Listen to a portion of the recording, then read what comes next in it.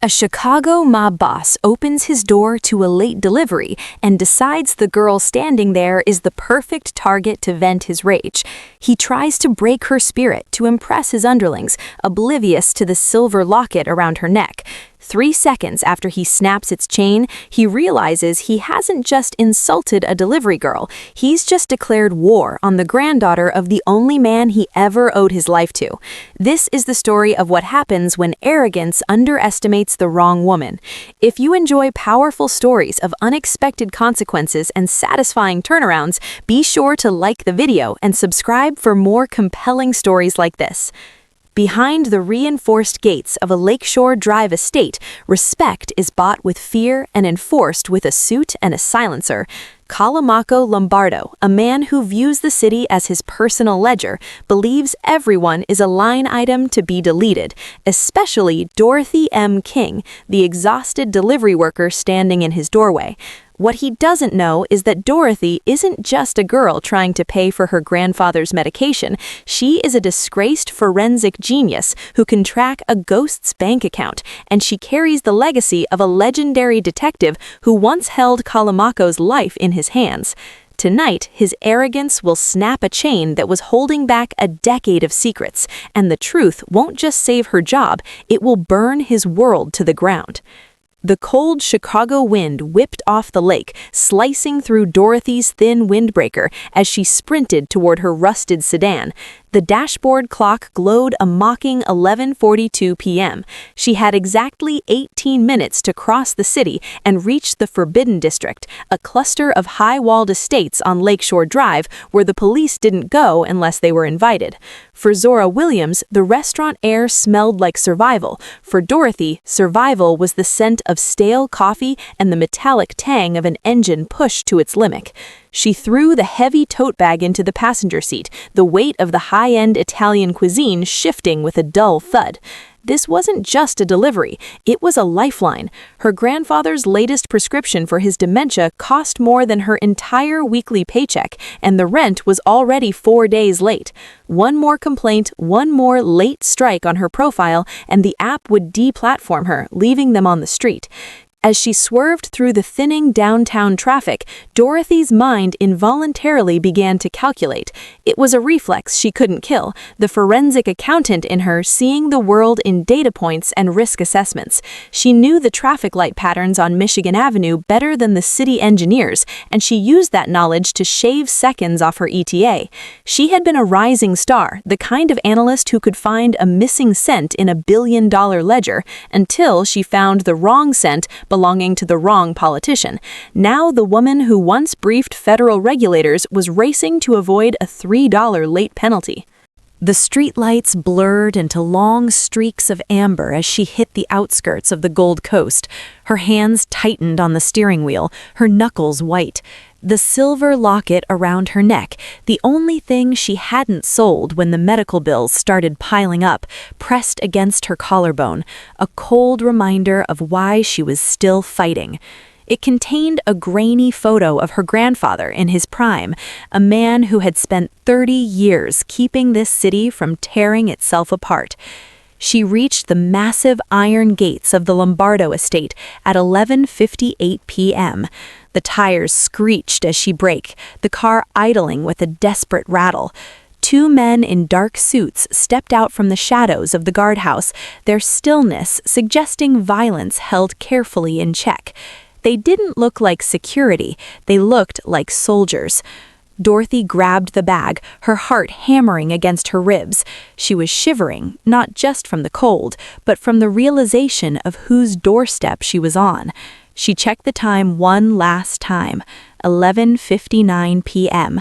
She was technically on time, but in Calamaco Lombardo's world, being early was on time, and being on time was an insult.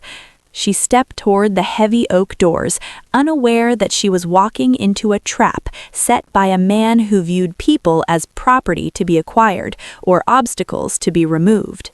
The heavy oak door groaned open, revealing an interior that smelled of expensive cigar smoke, aged scotch, and the kind of quiet that only absolute authority can buy. Dorothy stepped into the foyer, her sneakers squeaking softly on the polished marble, a sound that felt like a scream in the oppressive silence. At the end of the long hallway, framed by the opulence of his own making, stood Calamaco Lombardo. He didn't walk to meet her. He simply existed at the center of the room, a predator waiting for its meal to be delivered. He was a tall, sharply dressed man in a dark suit that seemed to absorb the light around him. His presence was commanding, radiating a stillness that suggested violence held carefully in check.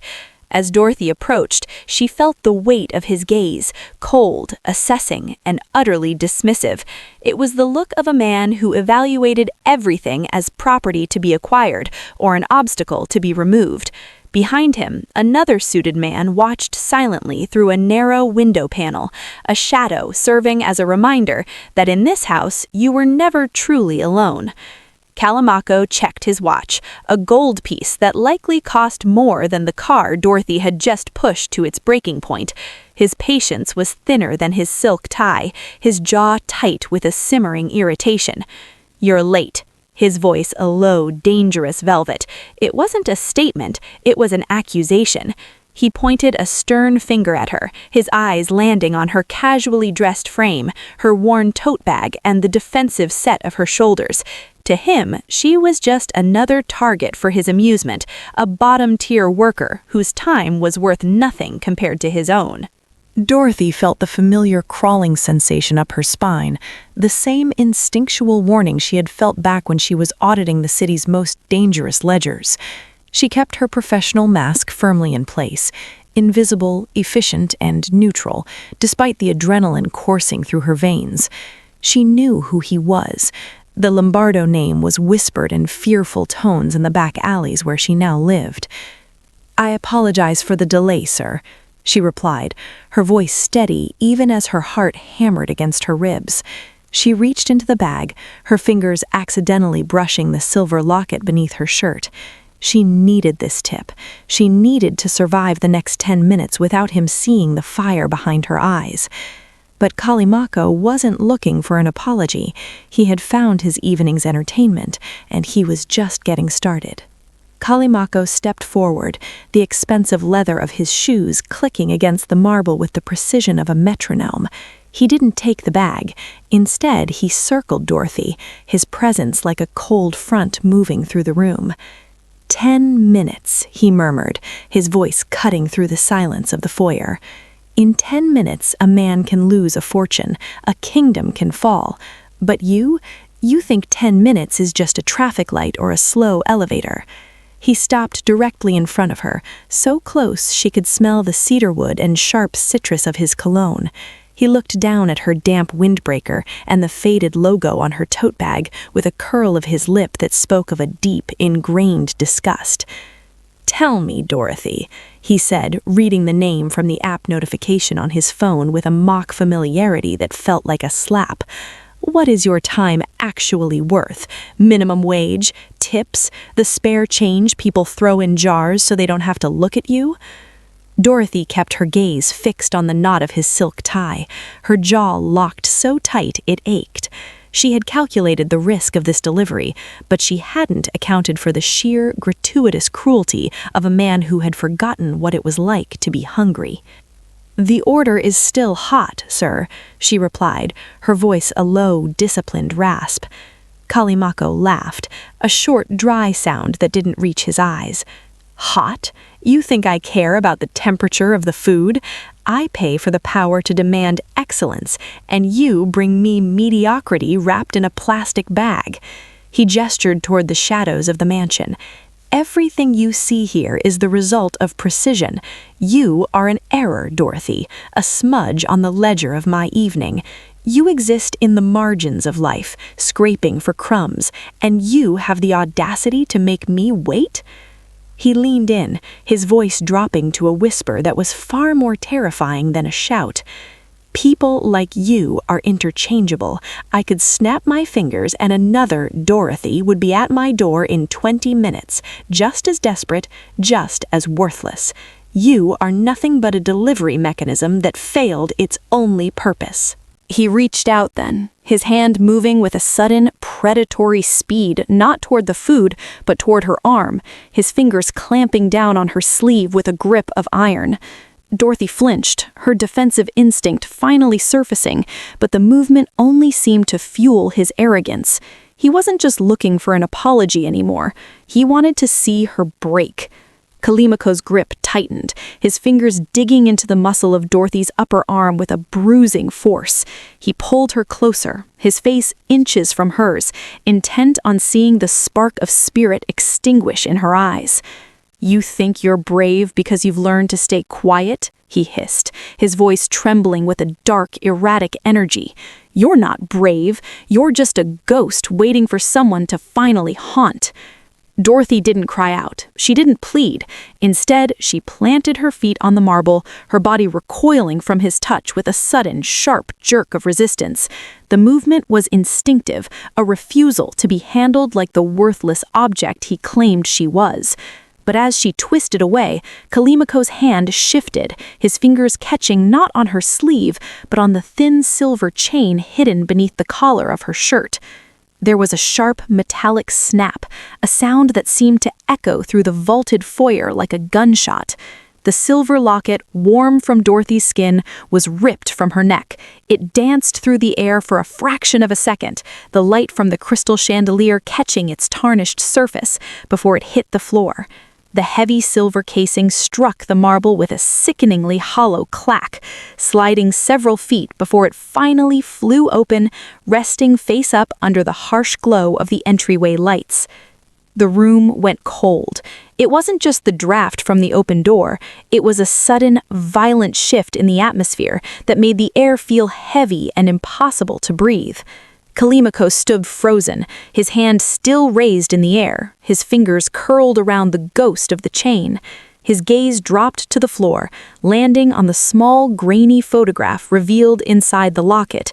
It was a picture of a man in a police uniform, his eyes stern but kind, the badge on his chest gleaming even in the old, weathered print.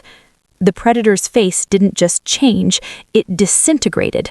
The mask of arrogant cruelty shattered, leaving behind a pale, jagged shock. Kalimako's chest hitched, his breath hitching in a way that suggested a man who had just seen a ghost, or perhaps his own executioner. He looked from the locket to Dorothy, his eyes searching her face with a frantic, desperate intensity, looking for the lines and shadows of the man in the photo. "That face," he whispered, his voice no longer a velvet threat but a broken rasp. The suited man in the background took a step forward, sensing the shift, but Kalimako raised a trembling hand to stop him. The silence that followed was absolute, the kind of silence that precedes an avalanche. The worthless delivery girl was gone, and in her place stood a legacy that Kalimako Lombardo had spent 20 years trying to outrun.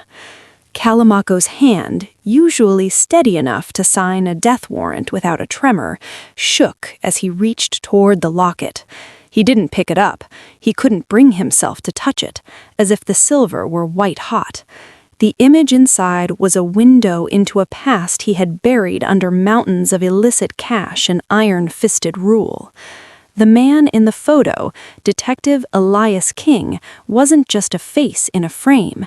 He was the reason Kalimako was drawing breath. 20 years ago, Kalimako had been a terrified street soldier cornered in a rain-slicked alley, his lungs burning and a jammed pistol in his hand. Elias King had been the lead detective on the task force, the one who had him dead to rights. Any other cop would have pulled the trigger, claimed self-defense, and been home for dinner. But King had seen something, a spark of a kid who hadn't yet been completely devoured by the shadows. He had lowered his service weapon, kicked Kalimako's gun away, and told him to run. "Don't make me regret this, kid," King had whispered. Kalimako never did.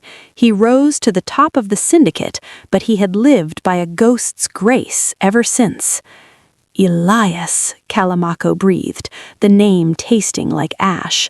He looked up at Dorothy, his eyes scanning her features with a frantic, newfound clarity. He saw it now, the stubborn set of the jaw, the unwavering gaze that refused to flinch even when staring down a monster. "You're his blood. You're the king girl." The air in the foyer, once thick with his arrogance, now felt thin and fragile. The suited man by the window shifted uneasily, but Calamaco ignored him. The power dynamic hadn't just shifted, it had evaporated. The man who had just spent 10 minutes mocking Dorothy's worthless existence was suddenly faced with the staggering reality of his own debt. Dorothy stood her ground, her chest heaving, the broken chain still visible against her skin like a fresh scar. "My grandfather is a hero, and you're just the man who thinks a suit makes him a king, but you're just as small as the boy he found in that alley, aren't you?" Calamaco didn't snap back. He didn't order his men to throw her out. He simply looked at the locket, then at the girl he had tried to break, realizing that the bottom-tier delivery worker held a soul far more valuable than the empire he sat upon. The debt of honor was no longer a memory. It was standing in his doorway, bleeding from the spirit and demanding to be paid. Dorothy didn't reach for the locket. She left it lying there on the cold marble, a silver accusation between them. She stood taller now, the defensive hunch of a delivery worker melting away to reveal the rigid, terrifying poise of a woman who dealt in cold, hard numbers. Her eyes, which Calamaco had mocked just minutes ago, were now sharp enough to cut through the smoke and mirrors of his empire. "You're wrong about one thing, Calamaco," she said, her voice dropping into a professional, clinical tone that was far more chilling than her anger. "I'm not an error. I'm the audit you never saw coming." Calamaco blinked, his confusion momentarily overriding his shock. "What are you talking about?" Dorothy gestured toward the heavy tote bag sitting on the mahogany side table. "You think I'm here because an algorithm picked my car? I took this delivery because I knew exactly whose name was on the order, and I knew that tonight, at 11:45 p.m., you weren't just waiting for veal saltimbocca." She took a step toward him, and for the first time, the man in the dark suit, the shadow by the window, reached for his waistband. Calamaco snapped his fingers, a silent command to stand down, his gaze locked on Dorothy. "That bag is heavy, isn't it?" Dorothy continued, her words coming faster now, a rhythmic strike of data. "It's heavy because tucked beneath the thermal lining is a hard-shell ledger. It's the physical backup for the offshore accounts you've been funneling through the port of Chicago. You've been using the 10-minute delay as a window to swap bags with couriers in the driveway, assuming a girl like me wouldn't know the difference between a food container and a vacuum-sealed encryption drive." The color drained from Calamaco's face. This wasn't just a delivery girl. She was a ghost who had walked through his walls. "I spent 3 years at the State Department tracking the Lombardos," Dorothy said, her voice a calm, steady blade. "I know about the shell companies in the Caymans. I know about the donations to the Commissioner's re-election fund. And I know that the veal in that bag is actually a list of every corrupt official you've bought in this city." She leaned in, her whisper echoing the one he had used to humiliate her. "You called me worthless, but I've spent the last 10 minutes calculating the interest on your debt to my grandfather and the cost of the secrets I'm holding in my head. You're not just late on your payment to the city, Calamaco. You're bankrupt." The silence in the foyer was no longer heavy with his power. It was thick with his ruin. Dorothy M. King wasn't just standing in his house, she was standing on his throat. Calamaco stood motionless, his shadow stretching long across the marble floor like a dark stain. The silence in the foyer was no longer a weapon he wielded, it was a vacuum sucking the oxygen from the room. He looked at the heavy tote bag, then at the girl who had just dismantled his carefully constructed facade with the surgical precision of a grandmaster. His ego screamed for retaliation. In his world, knowing too much was a death sentence, and Dorothy M. King had just confessed to holding a loaded gun to the head of his entire syndicate. One word to the man by the window, and the problem of Dorothy and her secrets could be erased before the sun rose over the lake. That was the logic of the street, the logic that had built the Lombardo name. But then his gaze drifted back to the floor, to the silver locket resting near the toe of his shoe. The face of Elias King stared back at him, the man who had seen a human being where everyone else saw a parasite. Calamaco felt a phantom chill in his chest, the memory of that rain-slicked alley 20 years ago.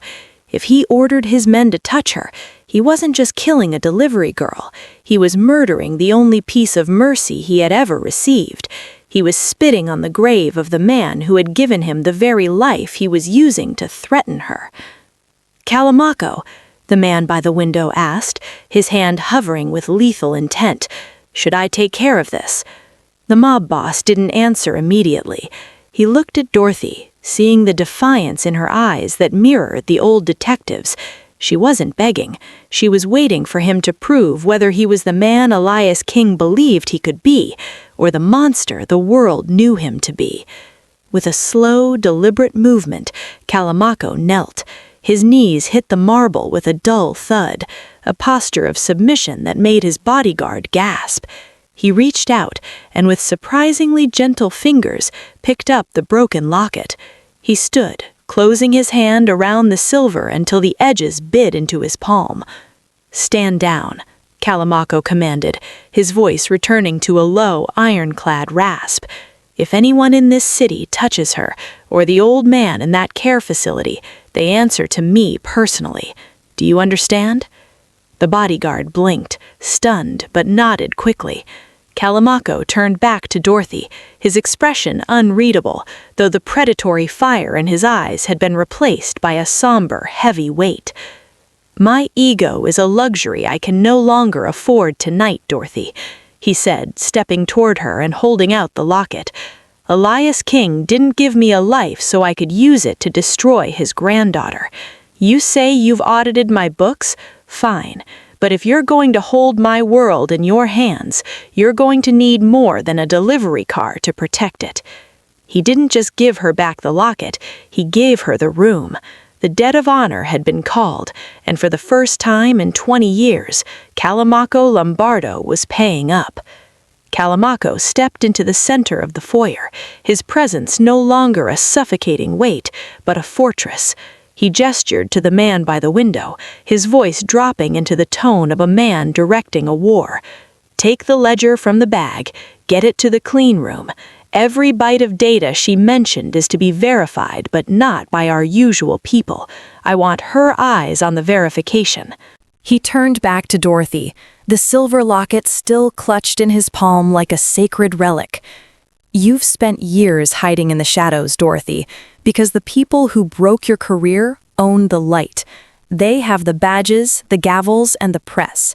He walked to a hidden wall panel, which slid open to reveal a workspace that looked more like a high-altitude intelligence hub than a mobster's office.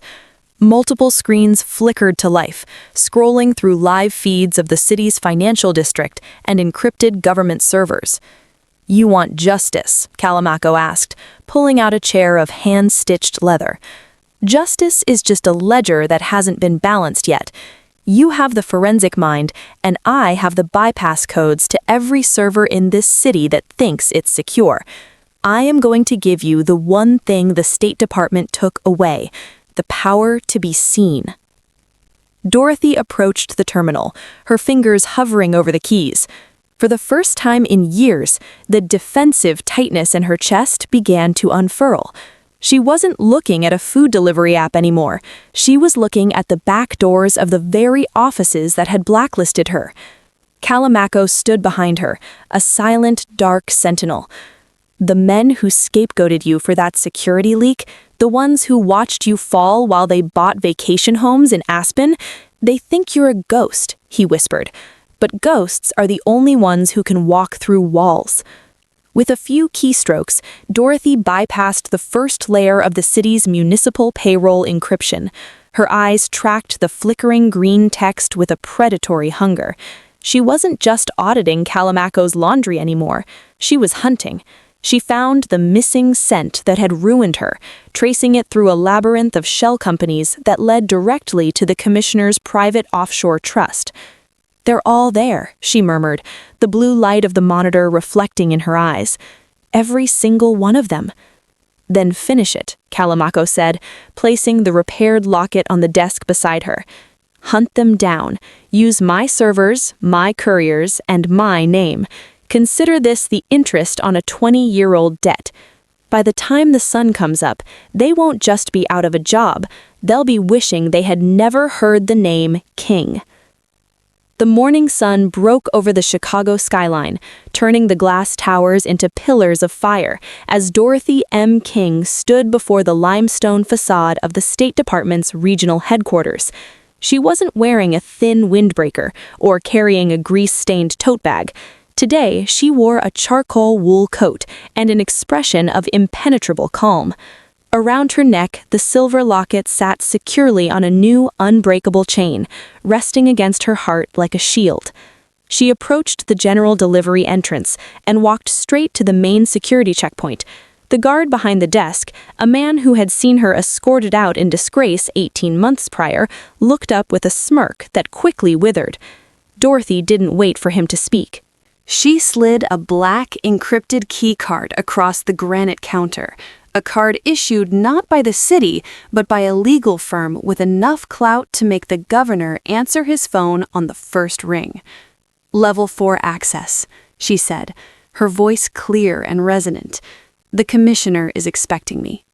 The elevator ride was silent, the ascent smooth and rapid. When the doors opened on the executive floor, the bustling office slowed to a crawl. Heads turned, whispers began to ripple through the cubicles, but Dorothy didn't look back. She walked toward the corner office where Commissioner Miller sat, the man who had personally signed her termination letter while he sat on a throne built of Lombardo's laundered money. She didn't knock. She pushed the heavy double doors open, finding Miller in the middle of a frantic phone call. His face, already flushed with stress, turned a sickly shade of gray when he saw her. He dropped the receiver, his mouth working but no sound coming out. "The audit is complete, Miller," Dorothy said, stepping into the room with the quiet authority of a sovereign. She placed a sleek tablet on his desk. On the screen, a red progress bar indicated a massive data dump had just been completed, sent simultaneously to the FBI, the Internal Revenue Service, and every major news outlet in the Midwest. "I found the missing cent, and the missing millions, and the list of shell companies you thought were hidden behind Calamaco Lombardo's name." Miller lunged for the tablet, but Dorothy simply folded her arms. "It's too late. The shadow ledger is already public. I didn't just find the evidence you used to frame me. I found the evidence of everything you've done since." Outside, the faint, rising wail of sirens began to echo through the city canyons. Dorothy looked out the window at the Lakeshore Drive estates in the distance, knowing that her grandfather's medical bills were paid, his legacy was restored, and her name was finally clean. She turned her back on the broken man behind the desk and walked out of the office. She was no longer a ghost in the system or a girl on a delivery run. She was Dorothy M. King, the woman who had walked into the lion's den and come out with the keys to the city. As the sirens wailed closer, Dorothy stepped out onto the granite plaza, the cold morning air finally feeling clean. She didn't look back at the chaos she had unleashed. She looked forward, toward the quiet care facility where her grandfather was waking up. For the first time in years, she wasn't calculating the cost of survival. She was breathing in the reality of her freedom. Calamaco Lombardo watched from a black sedan parked across the street. He didn't wave, and she didn't thank him. They were bound by a debt that had been settled in the shadows, a blood loyalty that transcended the ledgers of both the law and the underworld. He had given her the fire to burn down her enemies, and in return, she had given him the one thing his money couldn't buy, the chance to be the man Elias King believed he could be. Dorothy reached up, her thumb brushing the cool silver of the locket. The chain was strong now, forged of something far tougher than the delicate links Calamaco had snapped. She realized then that her invisibility hadn't been a shield, it had been a prison. By hiding her brilliance to stay safe, she had nearly let the world forget who she was. As she walked toward her car, she saw her reflection in the glass of a storefront, no longer a defensive girl with a heavy tote bag, but a woman who had reclaimed her crown. The city of Chicago continued its frantic pace around her, but the hierarchy had changed. The girl who was 10 minutes late had finally arrived, exactly when she was needed most. The moral lesson. The story of Dorothy M. King and Calamaco Lombardo serves as a powerful reminder of 3 core truths. 1. Dignity is non-negotiable. True power is not found in a dark suit or a bank account, but in the refusal to let others define your worth. Dorothy's transformation began the moment she decided that her self-respect was worth more than her safety. 2. Never underestimate the invisible. Arrogance often blinds the powerful to the brilliance of those they deem beneath them. Whether it is a waitress with a master's degree or a delivery girl who is a forensic genius, the person you choose to humiliate may be the very person who holds the keys to your destruction. 3. Legacy is a debt of honor. Goodness is never wasted. The mercy Detective King showed 20 years ago didn't just save a young criminal, it created a protective shield for his granddaughter decades later. Your character today is the inheritance you leave for those who come after you. If you enjoyed this story of unexpected strengths and well-deserved justice, please consider liking the video, subscribing to the channel, and sharing it with someone who could use the reminder that appearances can be deceiving.